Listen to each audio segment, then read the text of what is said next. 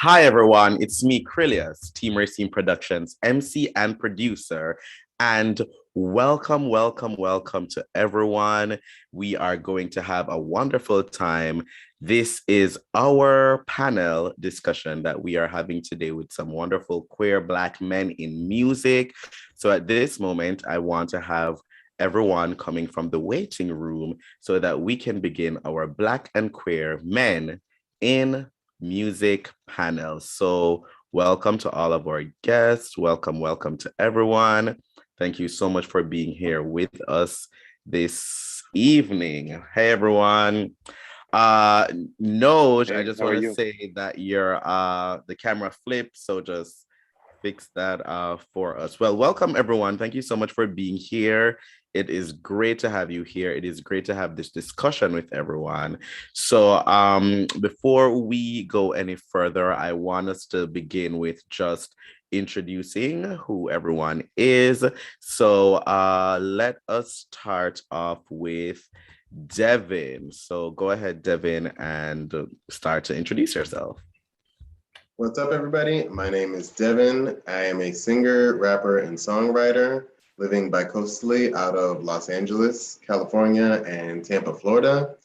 And I have been singing and songwriting for over like 20 years now. So I'm really excited to be communicating with you guys as a Black queer representation of recording artist. So thanks. Thank you so much, Devin. All right, next up, Don Plus. What's up, everybody? My name is Don Plus. I'm a singer, songwriter, poet out of Washington, D.C. I hope everyone's having a great evening, and I'm looking forward to this chat. Thank you. Thanks for being here. Up next, Doug the Savage. What's up, y'all? I go by the name of Doug the Savage, coming out of Prince George's County, Maryland. Rap artist, producer, songwriter. Awesome. Thanks so much for being here. Up next, we've got Mar. Hey, what's up, everyone? I'm Mar from Washington, D.C. I'm a rapper and a songwriter, and I'm really excited to talk to all of you today. Thanks for being here. And to round it out, we have Nhojj. Hey, everyone. My name is Nhojj. I'm a singer, songwriter, poet. Right now, I'm based out of Orlando, but originally from Guyana and Trinidad. I've recorded 7 albums and published 3 books. And it's really great being here. Thanks so much. Thank you for being here. And I'm so glad that all of you accepted our invitation to be here, just to have this great chat with everyone. So I'm going to start this off because we want to talk about the catalyst for this conversation, Lil Nas X. Now, how has his success this year, including his recent 5 Grammy nominations and multiple magazine covers this year, shifted your understanding of what is possible for a Black and queer male in a Black and queer male performer? So let's talk about that a little bit. Anyone want to answer that? So I'll go. Oh, go ahead. Me? Yeah, Mar, go ahead. So yeah, I mean, I think it's long overdue.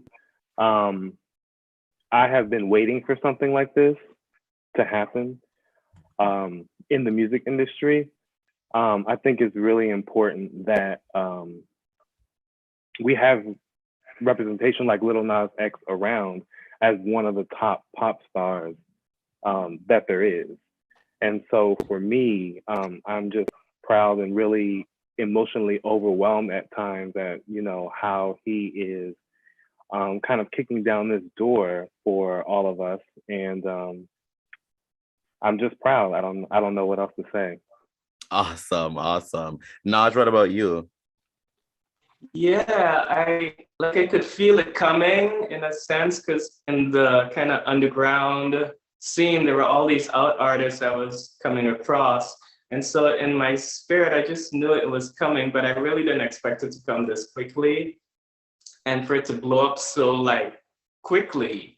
And And so yeah, like more, I'm just really like proud and really excited to see it happen and see what happens next. How, you know, how that opens the door for other major label artists to come out and, you know, so yeah, I'm really excited. Certainly, certainly. Who else had something to say about this? Devin? Yeah, I'll piggyback off of that. Well, first of all, I've been following Lil Nas's journey from like kind of the beginning, the beginning to me, which was obviously Old Town Road. And they weren't emphasizing his queerness so much as they were emphasizing a Black male doing country music or being like breaking into a country artistry. And what I thought was so cool, and I still think is so cool about him and his journey, is that he took that recognition and chose to come out, because he didn't have to, but he chose to like publicly come out. And on top of that, now his career is flourishing because of it. Like, he's not just a one-hit wonder. He is now on top of the Billboard charts, on top of like the receiving Grammys and everything like that. So I'm really like proud of him, and I do think he's kicked down the door and paved the way for other artists to feel comfortable being themselves to the general public. Certainly, certainly. So for Black LGBTQ performers, what lines have yet to be crossed and what barriers do you hope to see broken? You know, what are you looking for? What's the next frontier for Black queer male artists that, you know, that we're looking towards? Anyone want to do this one?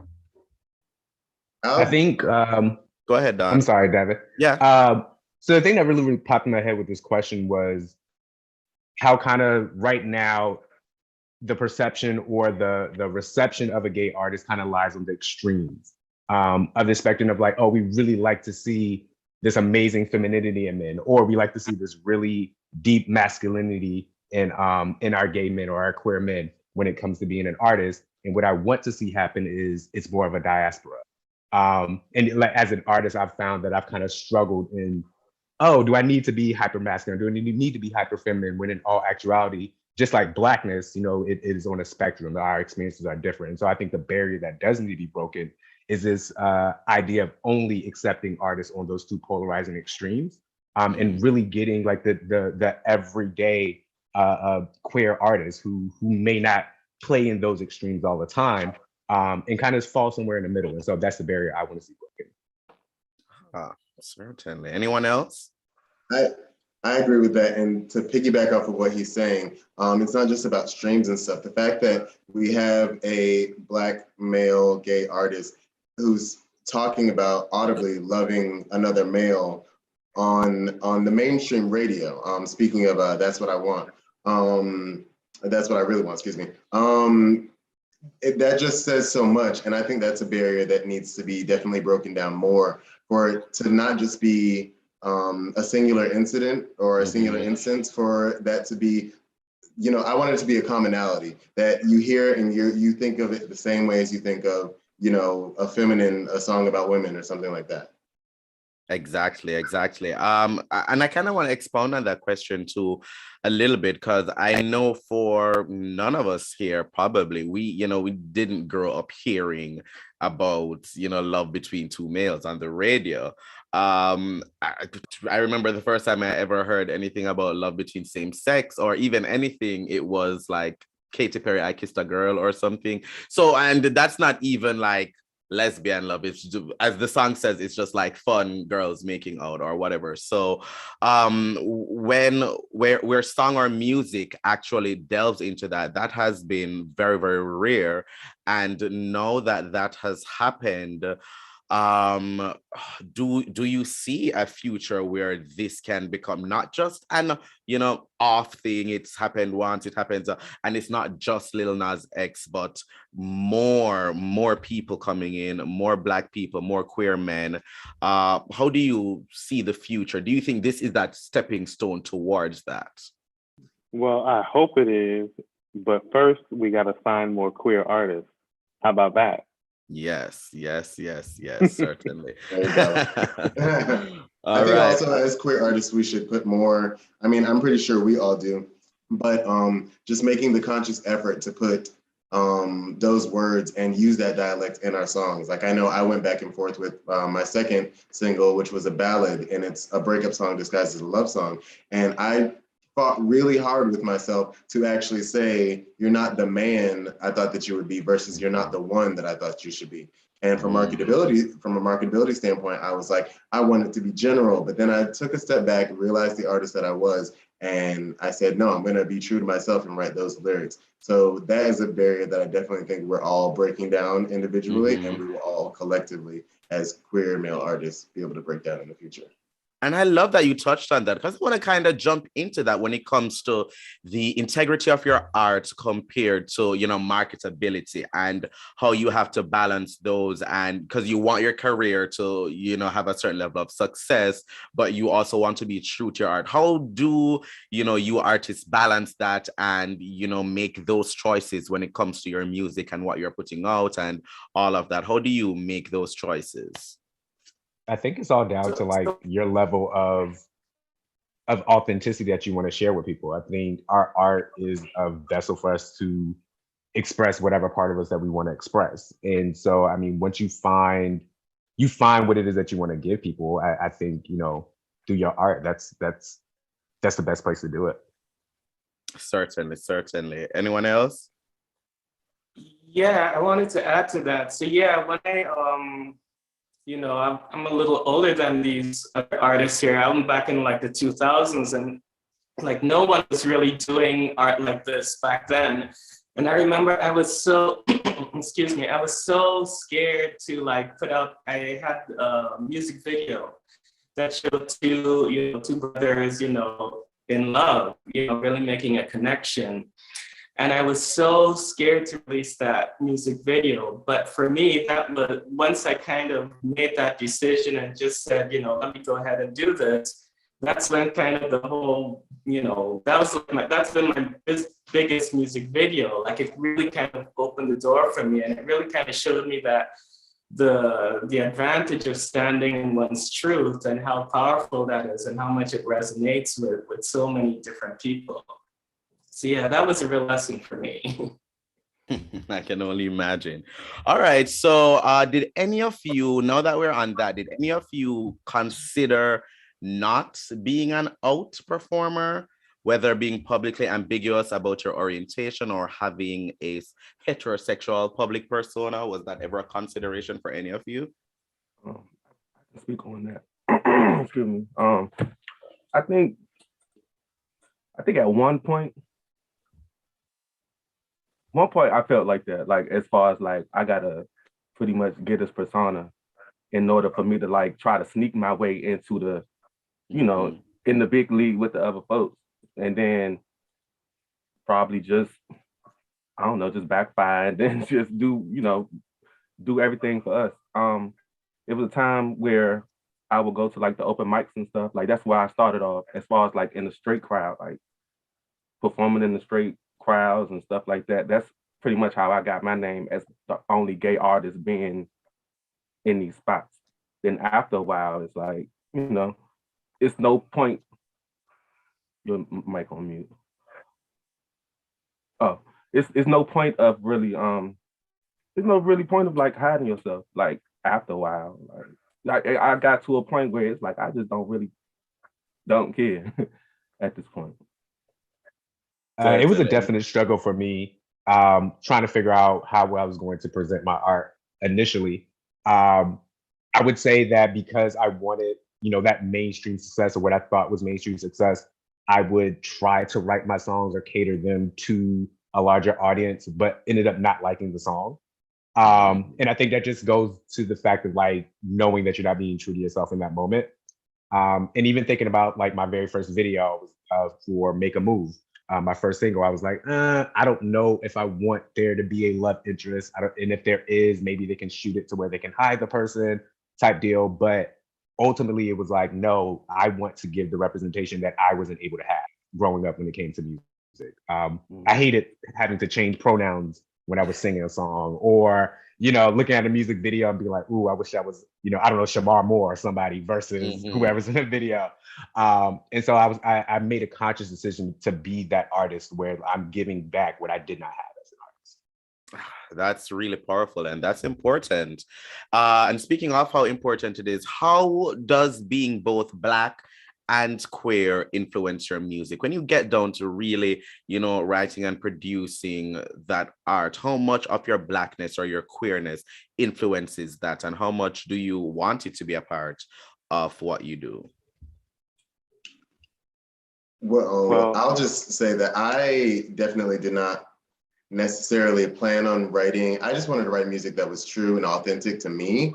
And because I was in a gay boy band before I became a solo artist, that cover was already blown. I couldn't even play straight. But I did realize just in my personal life, when I was still on the DL and trying to hide it and everything, like people appreciate me more now because I'm living in my truth, because I am who I am, and I am this character, this person, this authentic version of myself, rather than this shielded version. So I just believe that writing authentically, that really just kind of, it makes an impact, and not only to you, but your viewership, your listeners, and everybody.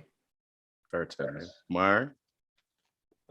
Well, I know for me, being Black and queer is some of my most special traits about myself.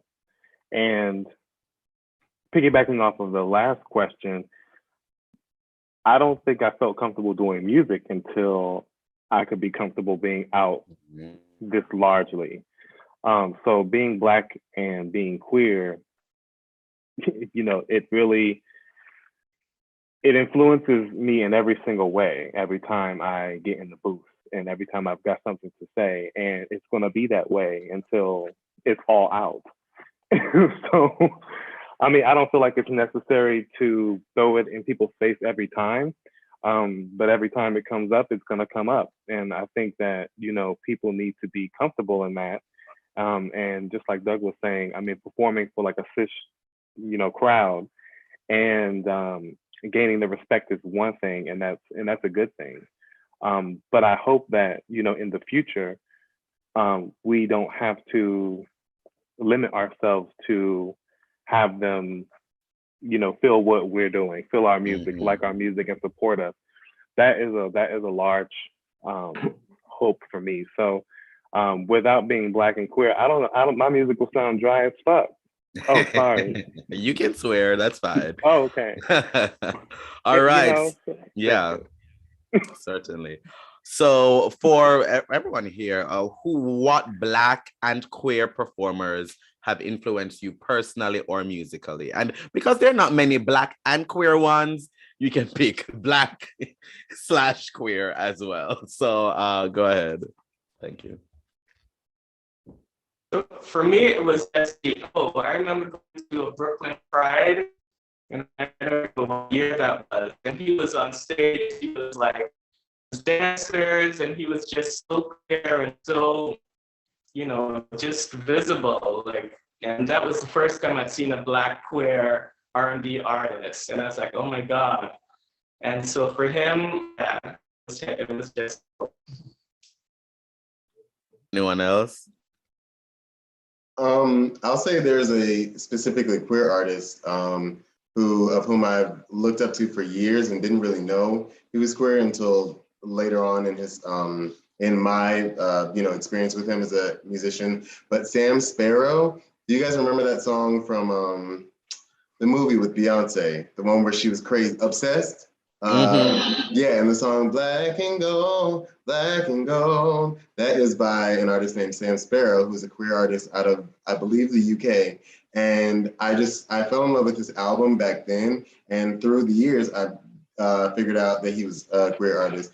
And so I really enjoyed that he kind of made a staple. Other than like Sam Smith, he had a song on the radio that everybody enjoyed. And although it wasn't specifically geared to the LGBTQ community, it was, it's just like queer representation overall. So just to know that way back then, there were still queer artists making a living for themselves, that is humbling and satisfying. Yes, awesome. Anybody else for this question? Are we good? I'm gonna say. Or Mar, then Don. Go for it. Hey, boo. I would say Kaytranada. He's the most recent queer artist that influences me a lot. He is inescapable, and that ear is transcending. Although there are a lot that I think are queer, and I'm not sure if I should say their names, I'm just going to go ahead and say that one because I confirmed it not too long ago. When I think of a Black artist, I think the first one that comes to mind is Timbaland as a producer, just down to like his arrangement with beats, how he connects with songwriters, just really influences how I attack music. Interestingly enough, I was not surrounded by or even have the space to investigate queer artists growing up. So like a lot of my background in music is really based in like R&B and soul and just like really Black genres. And so I always tap into all those different elements when making my music. I'll also say, while I haven't had a lot of influence from like queer artists directly, just like the queer experience in itself is like very influential. Yeah. Just in the sense of me, myself, I'm not like a very extravagant or flashy person, but being in a queer space allows you to be that. And so being able to tap into those experiences and bring it into the art, I think that's the way that queerness has influenced my art. Thank you. Great answers. So, who do you guys have your eye on? Are there any new or younger LGBTQ music artists who you enjoy or who you think deserve some more attention? They're, up and coming. Anybody else that you've seen around that you want to give them a shout out or anything? I'll give it to the floor. Anyone? I mean, I've got a very. Oh, was that? No, go ahead, Devin. Oh, thank you. I've got a very like small list of just more so friends that I've met through along the way that I am watching their growth as I also continue to grow, and just watching their trajectory and what they're planning on doing is so amazing. So I want to say keep your eye out for J Mac. He's a queer artist out of Los Angeles. Also Randy Boo. Another queer artist out of Los Angeles. Both of those guys were in my old boy band. And since we've all split up, we've been making music individually, and it's all great to see their career paths and everything. Also, I keep saying a lot, I'm so sorry. Him the rapper, I have been following his journey for years, and he's gotten really big on TikTok in the past year. And he's now returning to music. So I'm really hoping that his blossoming and renaissance in the music industry is going to really accelerate, and he's going to be, a great name for us. So I love that. Awesome. Thanks, David. Nhojj? Yeah, I'm loving, I discovered this artist through videos. Like I've been watching a lot of YouTube videos over the past couple of years, and I discovered this artist, Doug Locke. And he does like amazing, he's more of a pop artist, but like just visually, he's Black queer, and just visually his work is like on point, and musically as well. So yeah, I'm loving him. Awesome. Thanks for shouting those out. And speaking of that, do you guys look forward to, or make an effort to collaborate more with other LGBTQ music artists? Yeah, absolutely. Yeah. Like, yes. I think all my collaborations have been with LGBTQ artists. Yeah, absolutely. Certainly. Anyone else? I think it's much needed right now, to be honest. Like, I feel like it's a lot of LGBT artists, but we got it's a lot of cattiness too. Like, we gotta, I feel like as a community, we gotta stop being catty towards each other, or putting ourselves on that higher or that ego, the egotistical, all that other stuff. Like, we sometimes need to just put that to the side and actually, because you never know what you'll get out of it. I agree. Yeah, collaborating. I'm sorry, Devin. I feel like I was saying I agree with what Doug was saying. I feel like collaboration is like the best tool. Shout out to Mar. He was my very first collaborator that I worked with. And the thing about that was it was natural, and now he's like one of my greatest friends. And I feel like that's one of the greatest things you get out of this journey. especially when it comes to like writing or like you just get different experiences. So collaborating isn't just, great for, that song, but it's great for just that interaction and having that moment. Thank you. Thank you. All right. The final question I'll ask now with the Grammys coming up, they've announced, people today and Lil Nas X as well. What are you looking forward for with the Grammys? Are you even into the Grammys? And are you rooting for Lil Nas X with his 5 nominations? Let's go. I am. I'm rooting for everybody black, everybody queer, everybody black and queer. Yes. Everybody black and queer. Perfect answer. All right. So now we're gonna do some shameless plugs. So for everyone that's here, how can people follow you, keep up with you, get your music and all of that? So I'll start with you, Devin. Alrighty, my name is Devin, once again. DEV exclamation point N is how you can find me. Also, you can go to my social media. Everything is at Big Black Devin. I have 3 singles out right now. No Regrets, which is my original pop anthem. Just So You Know, which is an emotional LGBTQ ballad. And Cash That, which is a high energy fun bop and dance song. So you can stream all of those. Also, my Patreon is at Big Black Devin. And please, please, please, please, please, if you can, check out all my YouTube videos and subscribe to my channel. Thank you, Devin. Next up, Nhojj.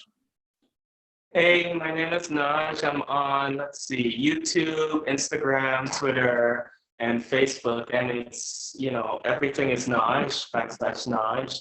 You can find my music on all the digital platforms. Like I said, I have 7 recordings, so there's lots to choose from R&B to gospel to jazz. I've kind of done everything over the years.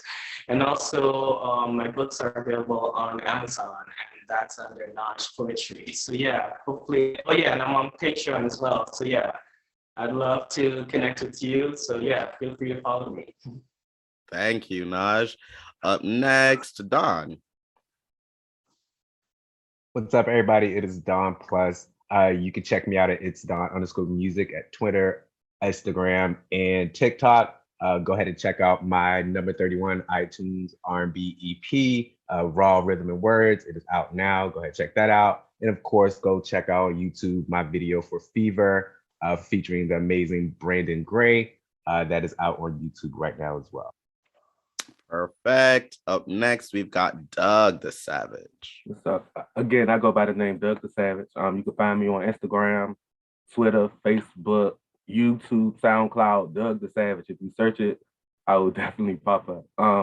Got music on Apple Music, Spotify, Tidal, Amazon, Deezer, any kind of streaming platform that you can think of. I'm pretty much on there. I just dropped a latest single called The Underdog, and that's pretty much everywhere. So if you want to check that out, then I definitely appreciate it. All right. And to round it out, we have Mar. What's up, everyone? I'm Mar. You can catch me everywhere at Lyrical Mar, and my website, marmusicworld.com, where you can see all of my music videos and get all of my music and keep up with what I'm doing. Awesome. Thank you all so much for joining me. It's been so great having this chat, having everybody come together, and I wish everyone the best. I wish everyone much success and, just continued living and, everything good for the future. So thanks so much. And thank you also for what you're doing in this space, being out Black queer men, making music. Thanks so much for, adding to the wild tapestry of stories produced by queer Black people. It is really, really important. It's really, really special. And it adds even more life, color, and vibrancy to our communities. So thank you so much for what you're doing with your art. To everyone out there, if you'd like to follow me, you can follow me at It's Krylios on Twitter and Instagram. That is It's Krylios. And to find the links for all the artists tonight on the panel, you can find that in the description below. Don't forget to like, comment, share, and subscribe to Team Racine YouTube channel, as well as follow us on all forms of social media at Team Racine. Thank you all for being here. And most of all, to our guests, thank you for watching. Bye, everyone. Thank you. Bye. Thanks so much. Bye. Bye.